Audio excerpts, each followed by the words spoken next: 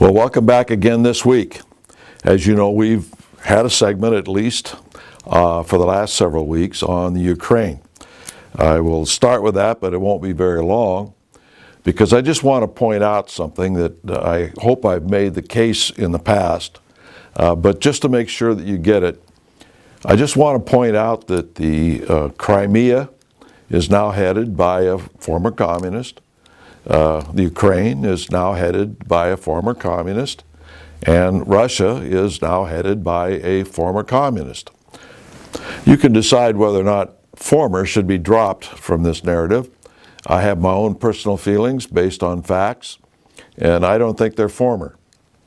Having said that, though, on the other side of the equation is the European Union, which is pretty much led by Merkel of Germany, in regards to this problem in the Ukraine, that you can't get away with this Russia doing what you're doing sort of a refrain, and the same with Obama from the United States. These are the two main individuals criticizing Putin. And yet Merkel is also an ex-communist, and Obama, I'll leave it up to you to decide what Obama is. I have my personal opinion. I do want to point you, however, to a very revealing article. It was posted last week on March 11th. It was posted last week. That's another one I'm going to talk about. And Jasper's article on the Ukraine on the New American site, which you can just link to, the title of it is Ukraine Behind the Headlines, by William F. Jasper. Again, on the New American site, Ukraine Behind the Headlines, disinformation, manipulation, propaganda. It's an excellent breakdown of what's been going on in the Ukraine and Crimea, to show the various machinations behind the scenes of organizations like our State Department, the CFR, that kind of thing, Council on Foreign Relations. It even shows that one of the key American players who's involved in this got some of her training in Moscow. I'll leave it up to you to read the article. It's very revealing. Again, for those of you who have now gotten out their pens, Ukraine Behind the Headlines, Disinformation, Manipulation, Propaganda, by William F. Jasper, posted last week on the TNA, the New American website. Must read for anybody that's interested in the subject, particularly those of you who might be looking at this overseas.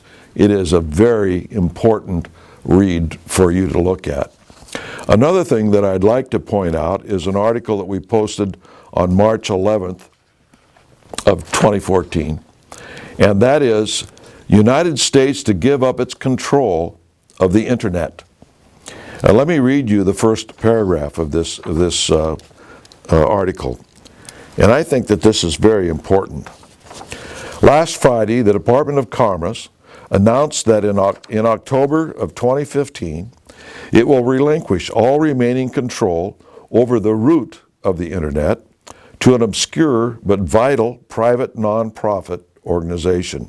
That group, the Internet Corporation for Assigned Names and Numbers, the ICANN, promises to create a new structure that will keep the Internet private, safe, and robust. Many freedom-loving people and organizations are concerned that the ICANN will now fall under the governance of the United Nations and the totalitarian regimes that make up the bulk of its membership. Ladies and gentlemen, you know, the internet has been somewhat relatively free, not only in free information, but free from the standpoint of control. Now, in the name of the NSA and all the spying that's going on, there's a lot of talk about moving this into a safe environment, the internet into a safe environment, in an international environment. Now, ladies and gentlemen, just think about internationalism for a moment. Most of the countries around the world are socialist, ex-communist. whatever label you want to put on it. I have noticed a decided move in the last few months of obfuscating some of the information that's on the internet. I was giving an example today to an individual, a woman by the name of Victoria Woodhull. Doesn't matter, you don't need to look her up. But she was the head of the American section, Section 12, of the Communist Internationale under Karl Marx. If you go to the Wikipedia, for instance, and look up her name, you'll never find that fact. You'll find that she was a suffragette, she was this, she was that, she was the other thing, but never a leader in the Communist Internationale. That is only one individual in the last several weeks that I've noticed in doing some research that this vital fact has not been brought out. Now, for those of you who've read 1984, the novel by George Orwell, the man by the name, actually his name was Blair, he pointed out that the anti-hero, Winston, had a job, and that job for the government, and that job was working in something called the memory hole. In other words, the rulers wanted to make sure that nothing existed in old archives, in books, in newspaper articles, in media, or anything else that would contradict a new truth. If they changed the party line, they didn't want the people to be able to look up and see that, well, wait a minute, this isn't the same as what you were saying last year or 10 years ago, or this wasn't what was reported last year or 10 years ago. And so what his job was to take the new party line and get rid of anything that contradicted that and put it down the memory hole. In other words, get rid of it. If we have international control over the internet under the socialist leadership, can you imagine we'd have for the first time the memory hole as a physical entity as put in this novel, 1984. Now, part of what was learned by Winston in 1984, the author George Orwell pointed out that he was a member of the ruling party. He thought he was in the ruling party. But then he discovered that there was an upper echelon over the ruling party that they called the inner party. In other words, the inner party ruled the world.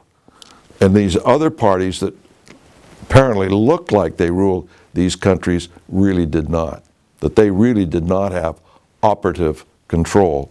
And that all the wars they were involved in were wars for perpetual peace. Perpetual war for perpetual peace was a slogan. Peace over the subjects. Getting them warring each other so that they don't rise up against the rulers. Perpetual war for perpetual peace. That is the stage we're beginning to see on the international scale. When you read this article by Bill Jasper in regards to the Ukraine, like I've said, is all show business, you'll begin to get a very detailed, documented understanding of what's going on behind the scenes and how the people are being manipulated. The inner party is manipulating us, and we all scramble around looking like we're Putin advocates or Republican advocates or Democrats or whatever. But at the top, it's the inner party that's controlling things. An excellent article. I urge that you all read it. Until next week, we'll see you then.